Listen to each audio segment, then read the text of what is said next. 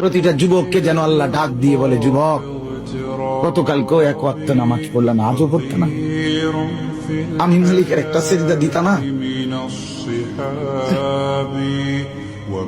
আল্লাহ যেন ডাক দিয়ে বলে ফজরের ওয়াক্তে, আমার বান্দা আজও কি সেজদা দিবে না আমারে? আজও এভাবেই যাবে? আজকের সারাদিনও নারী দেখতে দেখতে, উলঙ্গ ছবি দেখতে দেখতে কাটাবে, সেজদা দিবা না? আমি কি তোমাকে বানাই নাই? আমি কি তোমাকে চোখ দেই নাই? আমি কি তোমাকে কান দেই নাই? আমি কি তোমাকে জবান দেই নাই? আমি কি তোমাকে দুইটা ঠোঁট দেই নাই?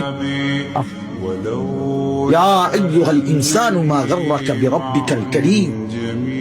আল্লাহ বলে, আমার বান্দা, কে তোমাকে আমার মতো দয়ালু মনিব থেকে ভুল পথে নিয়ে গেল? কে তোমাকে পথ হারা করে দিল? আমার চাইতে আপন জন তুমি কাকে পেল? এত বড় আসমান যিনি দিলাম, আমি আপন হইলাম না? এত বড় জমিন যে দিলাম, আমি আপন হইতে পারলাম না? প্রতিদিন তোমার চোখে ঘুম পাড়ায় দেই, আমি সেই মালিক, আমি আপন জন হলাম না? প্রতিদিন আবার ভোরবেলা উঠতে গেলে আমি তো ঘুম থেকে জাগিয়ে দেই, সেই আমি মালিক আপন হলাম?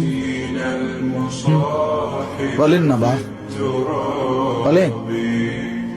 আমার বাপ বলেন, একজন যুবক, ভাইয়া তুমি ভাবো, তুমি ডানে বামে তাকাইও না, দয়া করে অনুরোধ, আরেকজনের দিকে তাকে, তুমি ভাবো, তুমি ভাবো, একা ভাবো, একা, একজন ভাবো, একজন। তুমি ভাবো দোস্ত, ডানে বামে তুমি দেখো না, তুমি ভাবো মালিক তোমার কাছে কি একটা সেজদা পায় না? আজ কতদিন হয় ছেলেরা, এইখানে তো অনেক ছেলে, আমি তো চেহারা দেখলেই বোঝা যায়, কতদিন হয় ফজরের নামাজ পড়ো না হইয়া? বলো তো, বলো না বাপ। মালিক চেনো না?